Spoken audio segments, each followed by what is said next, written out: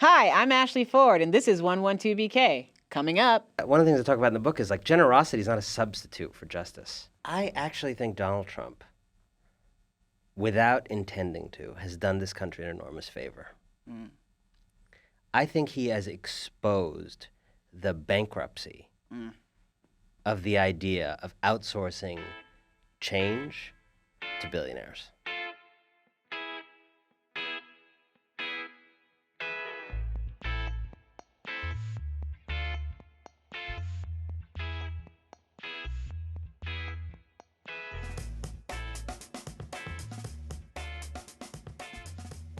This is the first installment of the 112BK Book Club, a spotlight on our favorite Brooklyn-based authors. We're devoting today's entire show to it, and we're excited to have this talented author to kick it off. His new book is called Winners Take All, The Elite Charade of Changing the World.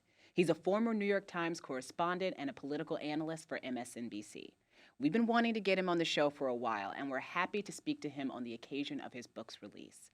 Anand Giridharadas, welcome to 112BK. Thank you for having me. I'm so happy to have you here. I was reading some of the articles, and I got really far into the book. I have like 20 pages left. Wow.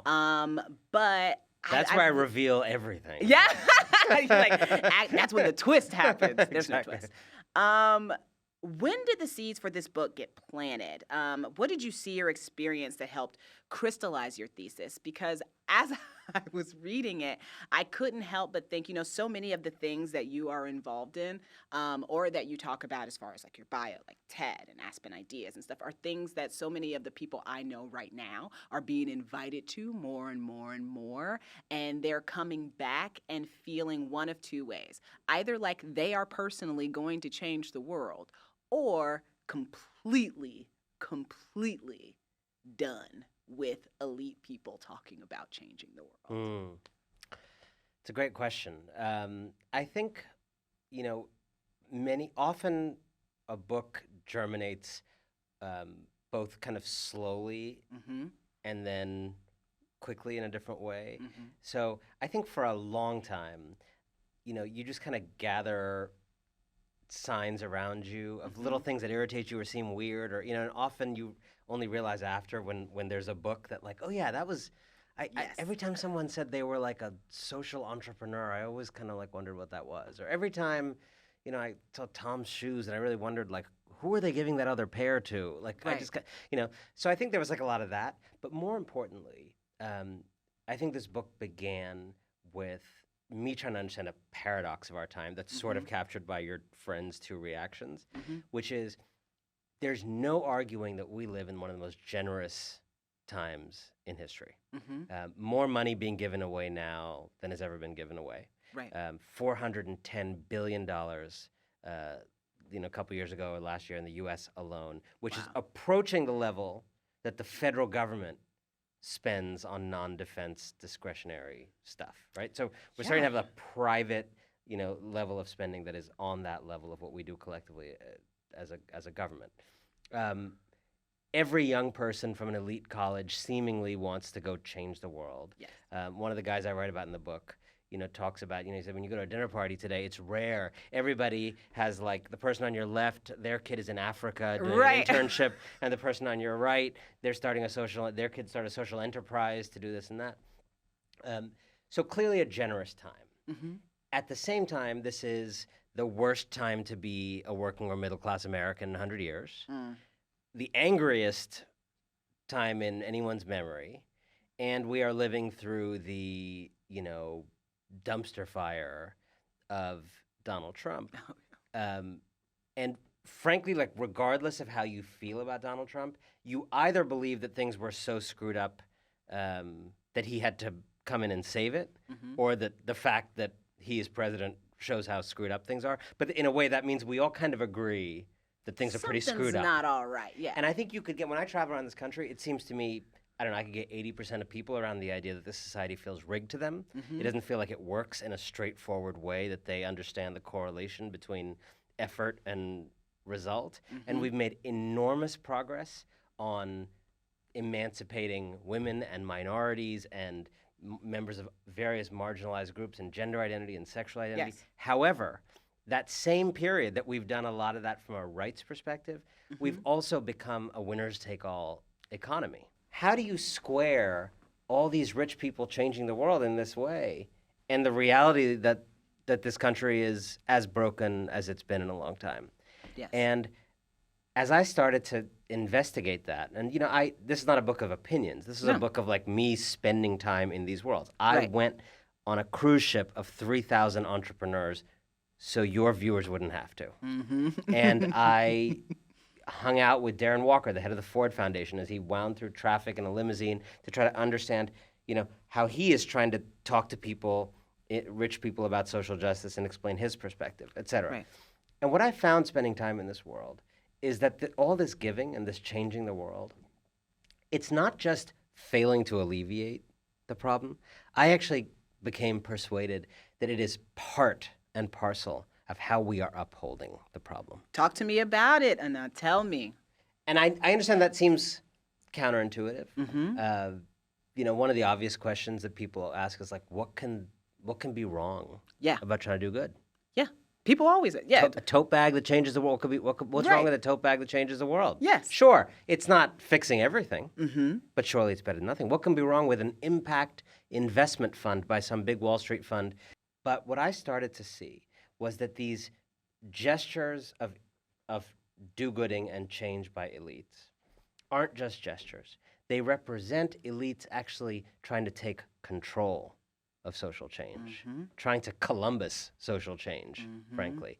And when elites take charge of social change, they change what change is. Yes. They redefine change in ways that favor them and don't hurt them. Now, I want to ask you a little bit more about change because we've been repeatedly told that globalization would benefit many, not the few. All right? It's the trickle-down thing. We're going to cut the taxes of the rich, and eventually it's going to buoy the rest of the economy because of how the rich spend. So that hasn't been the case. I don't think there's anybody at this point who would say that trickle-down economics works. I don't know anybody who does. I mean, if you might, but I don't. Should it have been the case ever? Or was it really an effort at preservation of the status quo? Because what you're saying here makes me think that, it's not just how the rich give, it's also how they teach us to think about giving and about what their place should be in our society and in our world. I love that question because trickle-down economics is a phrase we all kind of associate with the 80s, right? That was like the big Reagan mantra, and it's a very influential phrase, right?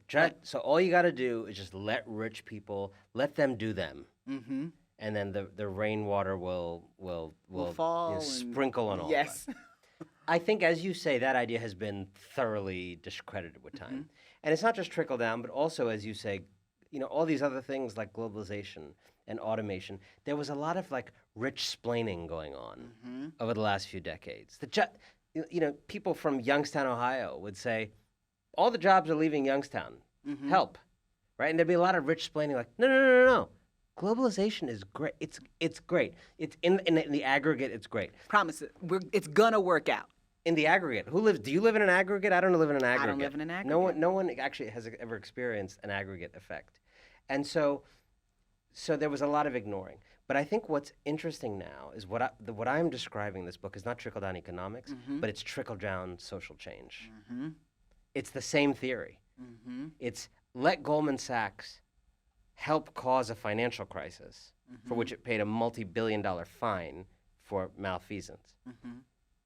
We all know what it did in this neighborhood and in other neighborhoods. Oh, yeah. How many people lost their homes? I know what it did in Indiana. And then let them create a 10,000 women program. Let them go and they'll help some women. They'll mentor them, teach. But then you know what? They'll take some of those women, they'll put them on any panel discussion they can get them on at the Aspen Institute or at Davos or elsewhere. And you know what happens? Because we're all busy, we sort of forget what Goldman Sachs did to help be part of causing millions of people to lose their home.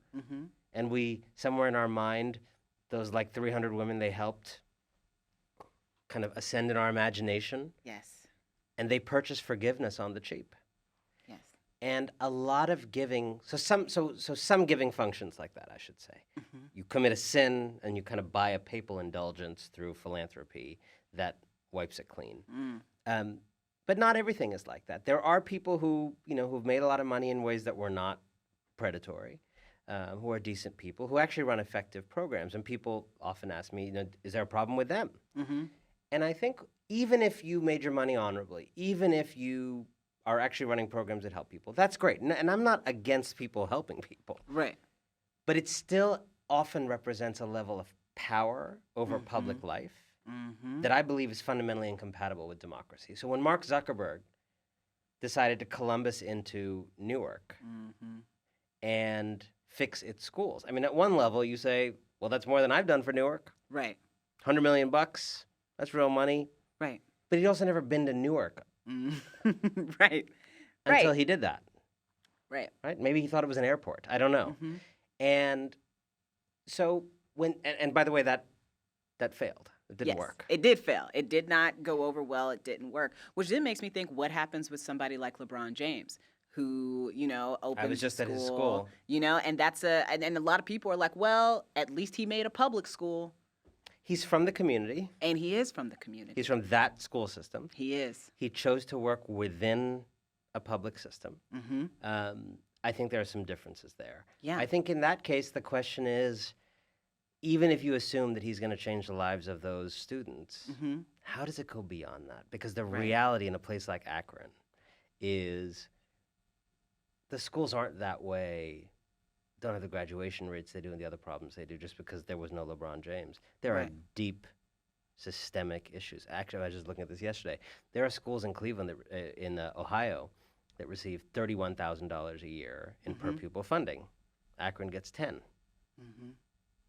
That's an issue. One of the things I talk about in the book is like generosity is not a substitute for justice. Yes, generosity is I not love a the substitute generosity for justice. But I'm not done with why are some schools getting $31,000 a year and others getting 10. I can't explain it I couldn't explain it to those kids or my kids or anybody's kids. A few years ago, I helped raise around $300,000 for schools across the country where kids were in lunch debt.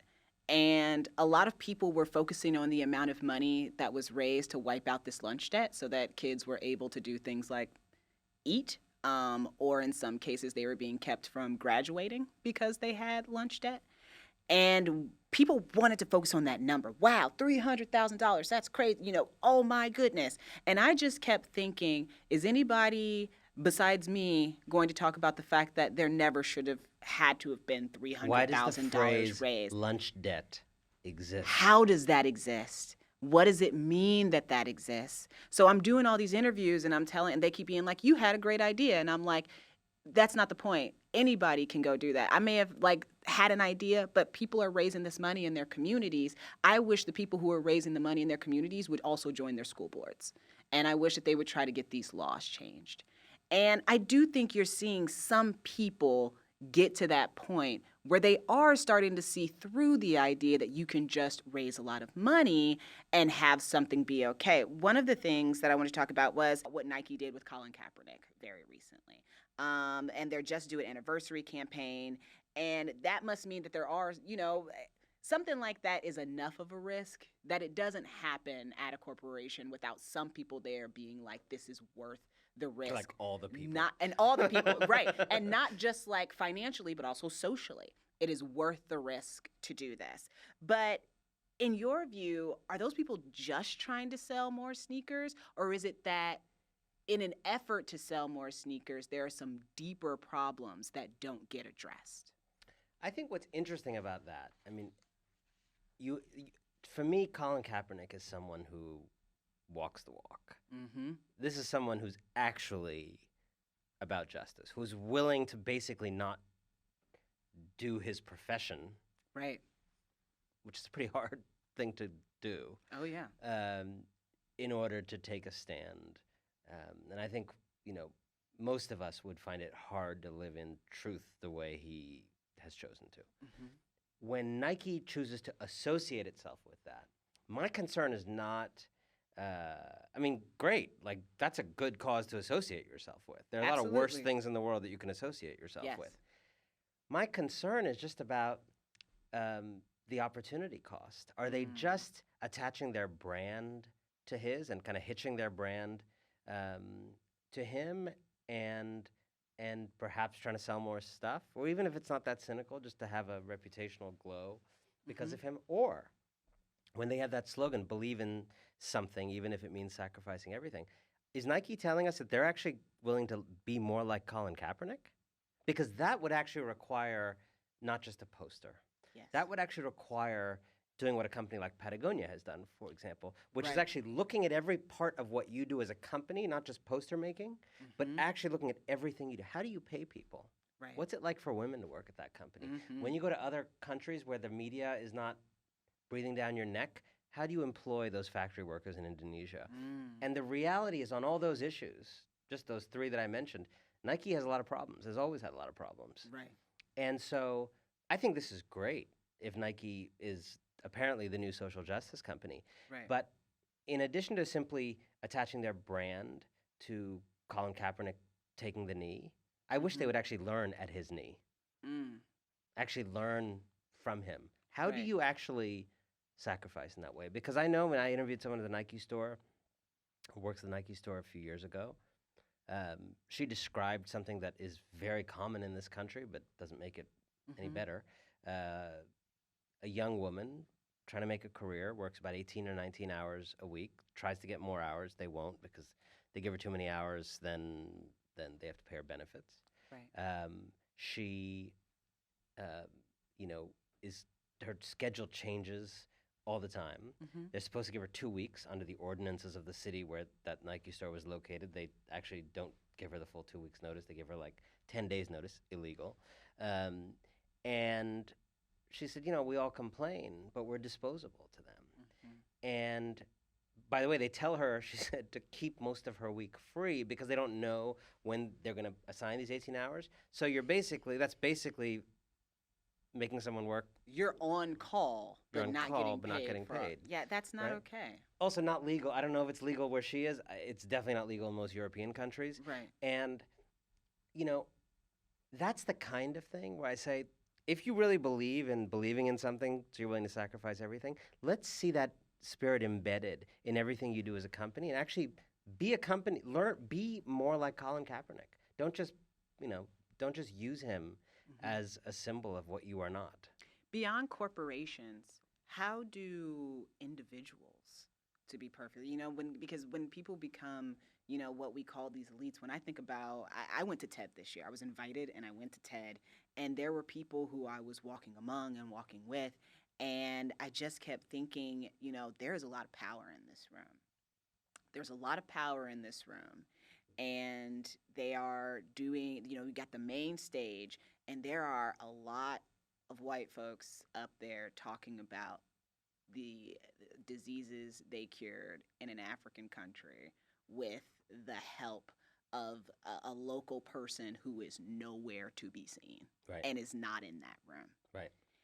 And I start to think about what sacrifice really is. Is sacrifice roughing it for a year, for 2 years, for 5 years, living in a place that is not as comfortable as a hotel in New York or your condo wherever? Is that sacrifice?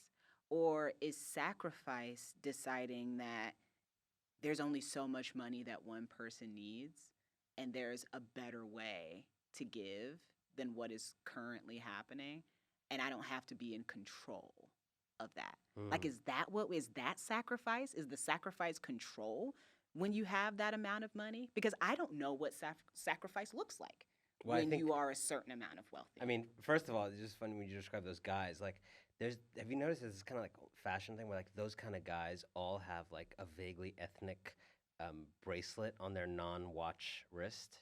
What is that? Right? I thought I feel it's become the symbol of like, I was recently in an unnamed African country. Yes, it's like right? Yes, it's like the guy in college just who back has from the Wakanda, tribal where tattoo. I was doing some work. Yes. Right? Yes. I mean, I've never actually asked anybody about their Me motivation of their neither. other wrist bracelet. It is But so it's a weird. thing.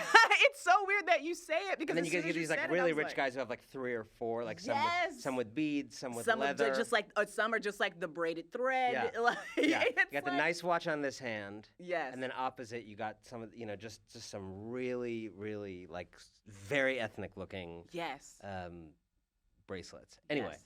I really think your question is actually so important because I think the idea of sacrifice is one of the ideas that has suffered most and vanished most in what I call the age of markets. In the last 30, 40 years, we've lived under this story that everything can be solved through markets. Everyone can become a millionaire. Everyone can become a reality star. All you got to do is just, pull yourself up and then become famous. And what has suffered is the idea of like service. What has suffered is the idea of doing, whether it's serving your country in the military, whether it's serving your country by teaching in a public school. It's not Teach for America, but just like a school. Right. Just actually doing things that like may not be fun or may not be easy, but that are for something larger. And I don't think it's necessarily individuals' fault. There's a culture that's also just told us Yes. that grabbing what's yours is the way to go. And by the way, like that, people are not necessarily wrong to do that because our society's been reorganized so that if you don't do that, it's very hard to like make an adult life because housing costs are up and debt is up and tuition is up. And, if you don't grab what's yours, it's like very easy to spiral down. We're still a country that very much believes, I think, culturally, that how hard you work is directly related to what you have. And there are a lot of people here who still think if somebody is a waitress or a janitor, if they are a teacher, if they are sometimes like a firefighter or a cop, even though we praise their service, we don't want to pay them more. And we feel like if they need more or want more, then they should have just found a better job. Correct. And they should have worked harder. And I think so I think on the sacrifice point, because we don't believe in that and because we say thank you to your service for all these people, which is often a way of saying like, sorry, we can't pay you more. Yep. We have ended up with a culture where we don't know how to make change anymore. And we actually don't know how to make the kinds of changes that frankly allowed you and me to be sitting at this table as opposed to someone else. Right. Like that was not done by rich people throwing scraps. No. It was done through movements and laws and changes in policy and the rules of the road and the stuff we share in common. Absolutely. And if you just look back on the history of this country, everything meaningful that has happened, I mean, the reason when you go to the pharmacy, you don't have to think, like, is this medicine antifreeze or is it medicine? Like, if you travel around the world, you understand that's a huge civilizational accomplishment that you don't have to ask that question. Yep. Right? When you go out to eat in this country, you don't have to, like, ponder whether you're going to get sick, right? When, I lived in India for 6 years as a foreign correspondent. Like, you can't go out to eat without pondering whether you're going to get sick, and you get sick a lot, and that's life. That's because we have built an infrastructure, a public common infrastructure, that is actually a remarkable achievement that we disparage. And we kind of all in our mind think like governments like the DMV. But the reality is this is an extraordinary, even under Donald Trump, this is an extraordinarily high-functioning society. Yes. In which there is a lot of private greatness and private companies that do great things and private artists and writers and school. And there's a lot of great private thing, but it all exists on a platform and a bedrock of public institutions and norms and rules that allow all that activity to flourish. And we live in an age in which, because that ethic of sacrifice and if anything public, frankly, has so, our attitude toward it has so tumbled, we've forgotten that we need to nourish that bedrock if we want all that beautiful stuff to grow on top of it. I agree with you. I just really quickly, I wish we had more time to talk because I want to talk to you about so many things. But one of the things I don't like to leave people hopeless if I can Let's help do it. some hope. If there's some earned hope that I can offer them. And I feel like your book does. I think it does offer, some earned hope and some tactics and some things that people can keep in mind as we move forward and think about what giving and philanthropy and elite and changing the world will look like in the future. But what can I know people are going to read the book because there's nobody who's not thinking about these things already. I think you'd be surprised how many people are thinking about this right And look, now. I already disappointed my family by not becoming a doctor. So y'all need to read this book, okay? They're going to read this Don't book. embarrass me in front of my family. They're going to read this book. This Yeah. is an amazing book. But I would just love for you to like just let people know like this isn't how it has to be. Because somebody's going to come to you with this book and go, how do I not become the people who you are Totally. talking about in Look, here? I actually think Donald Trump, without intending to, has done this country an enormous favor. Mm. I think he has exposed the bankruptcy of the idea of outsourcing change to billionaires. Yes. He actually was not the first person who conned us into that. He's actually, I think, and I hope, the end of this long con. Mm-hmm. But we got conned by, and they were not all bad people. No. Mike Bloomberg, Zuckerberg. I mean, I frankly like the Oprah presidential fantasy. Like, we want rich people. If you just think, and some of these people would actually be good presidents, some were not Right. good with it. But like, why is it, what is it in us that every time something's wrong in our society, we want a sugar daddy to fix it or a sugar mommy, right? We don't want the best activist. We don't want the person who's actually led the best change. We don't want the best governor. We have some great governors. We have some great, but why is it that we want these rich saviors? I don't think it's actually just about them. I think it's about us. Yeah. And so the optimistic message of this book is we got to stop outsourcing the changing of the world to rich people. We should take it back. And that can sound like a big grandiose thing, but let me put it very simply.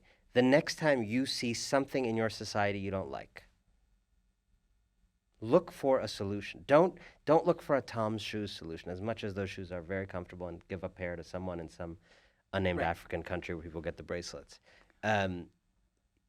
Look for a solution to that problem that is public, that is democratic, that is institutional, that is universal, that actually solves the problem at the root for everybody.